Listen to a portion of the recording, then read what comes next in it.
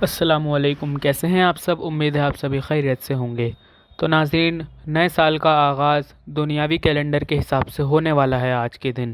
تو ہم اسی متعلق ایک نیا بیان مولانا طارق مسعود صاحب کے ذریعے سے لے کر آئے ہیں کہ اسلام میں ہیپی نیو ایئر منانا کیوں منع ہے۔ تو آئیے جانتے ہیں۔ دوسری بات بھائی، یہ نئے سال سے متعلق کچھ باتیں آپ کی خدمت میں جلدی عرض کرنی۔ ایک سیکنڈ آپ کو پتہ ہے کہ کل 2022 شروع ہو رہا ہے، 1 جنوری ہے۔ راتوں کو جو تباہی ہوتی ہے، شراب بھی چلتی ہے، پٹاخے بھی پھوٹتے ہیں، فائرنگ بھی ہوتی ہے، لوگ خوشی مناتے ہیں، تو یہ بھی اللاجیکل کام ہے سارے۔ کتنے لوگ ہیں، مجھے ایک بات بتاؤ، کہ جن کے بارے میں یہ فیصلہ ہو چکا ہے اللہ کی طرف سے کہ 2022 میں ان کی موت واقع ہو جائے گی؟ ہیں یا نہیں ہیں؟ آپ کا کیا خیال ہے 2021 میں جتنے لوگ پاکستان میں ابھی زندہ ہیں یا انڈیا میں یا کہیں بھی، 2022 میں یہ سارے موجود؟ 2023 جب شروع ہوگا تو سارے موجود ہوں گے؟ یہ بولو نا۔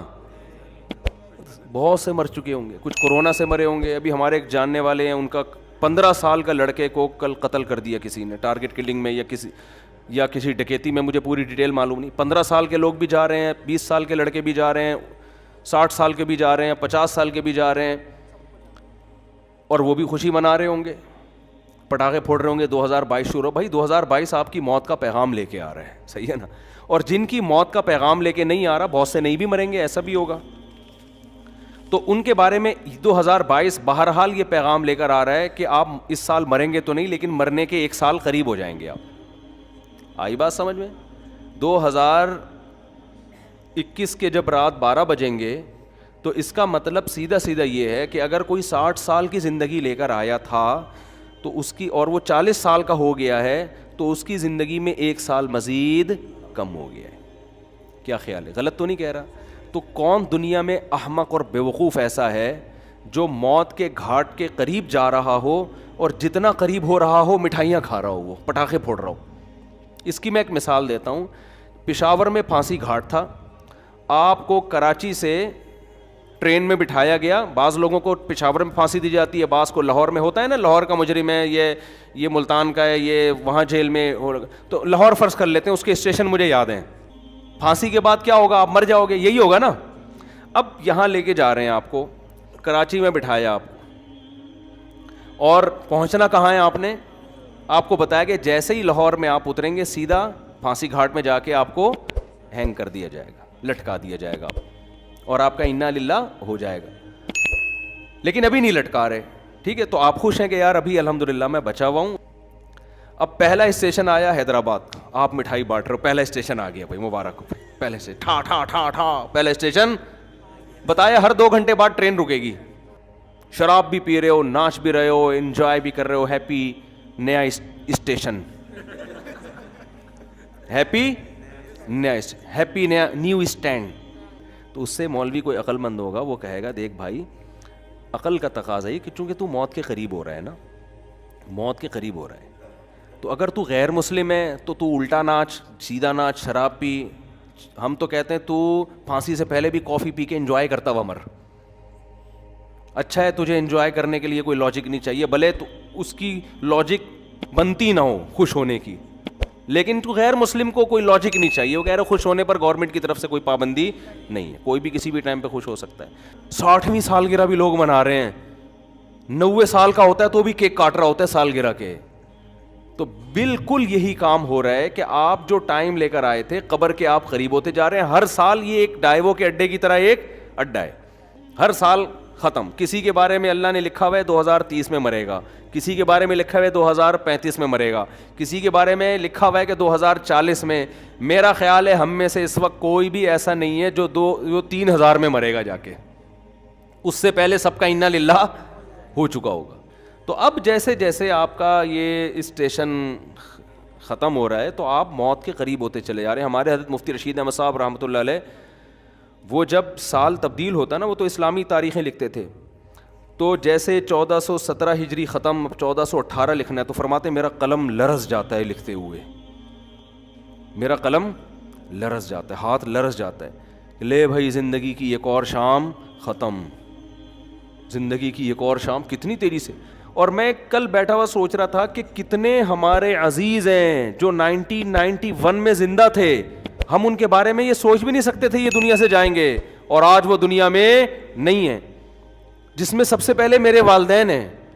میں تو اپنے والد کا تصور ہی نہیں کرتا تھا کہ یہ دنیا سے, انسان کو جس سے محبت ہوتی ہے وہ اس کے بارے میں فرض نہیں کرتا کہ یہ دنیا سے جائیں گے. ہماری دادی دنیا سے چلی گئیں, ہمارے والد چلے گئے. 91 میں تو ہمارا گھر, ہم جوائنٹ فیملی میں رہتے تھے ماشاء اللہ, ہماری دادی بھی, والد بھی, والدہ بھی, بھائی بہنیں, ان کی بیویاں, سب اکٹھے رہتے تھے, سب اکٹھے. ہمیں کبھی بھی نہیں تھا کہ یہ گھر کبھی ویران بھی ہوگا. کبھی ہم 50 سال ہمارا وہ گھر رہا ہے, میرے والد صاحب نے وہ جب خریدا تھا 50 سال رہے ہیں اس میں, ہم کبھی تصور نہیں کر سکتے تھے. پھر رشتہ دار آتے تھے, سب جوائنٹ فیملی تھی, اکٹھے ایک دسترخوان پہ بسا اوقات کھانا کھاتے تھے بیٹھ کے. ایسا ویران ہوا ہے, اب میں جاتا ہوں تو دیواریں کھا رہی ہیں, کچھ بھی نہیں ہے وہاں پہ. سب سے پہلے دادی کا جنازہ اٹھا, پھر والد صاحب کا انتقال ہوا, پھر والدہ کا انتقال ہوا, پھر ہمشیرہ کا انتقال ہوا, ایک ایک کر کے لاشیں نکلنا شروع. تو ختم, فنش. جو تصور نہیں تھا, میں نے وہاں اس گھر میں 40 سال گزارے اپنی زندگی کے, 40 سال, ختم, ویران. تو بھائی یہ اسی وجہ سے ویران ہوا کہ 91 کے بعد 92 آیا, پھر 93 آیا, پھر 94 آیا, پھر 95 آیا. اللہ نے لکھا ہوا تھا میرے والد صاحب کے بارے میں کہ 98 میں ان کا انتقال ہو جائے گا. والدہ کے بارے میں لکھا ہوا تھا کہ فلاں سن میں ان کا انتقال ہوگا. ہوتے ہوتے کل میں اپنے بچوں کو لے کے کل ہی کی بات ہے, تو میں اپنے واقعات سنا رہا تھا نا بچوں کو, اپنے والد صاحب کے اور والدہ کے.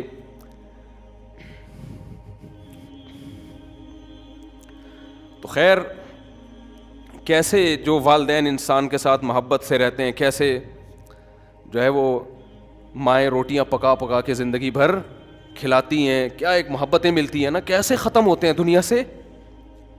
ایسا نام و نشان مٹتا ہے کہ جیسے کبھی تھے ہی نہیں. ہماری زندگی میں سب سے مؤثر کردار ہمارے والدین کا ہوتا ہے. بچہ ماں سے کیسے چپکا رہتا ہے, وہ کبھی تصور کر سکتا ہے کہ اس کو بھی میں کبھی قبر میں اتاروں گا, کبھی تصور ہوتا ہے اس کا.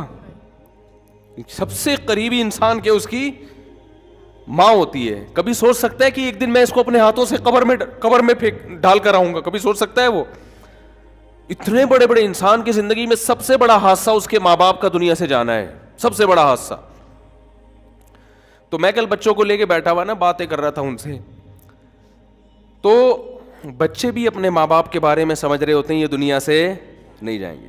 تو میرا چھوٹا سا بیٹا ہے, میں اس بیٹے کو سمجھا رہا تھا, دیکھو ایک جیسے میں اس کو سمجھا رہا تھا کہ دیکھو جیسے آج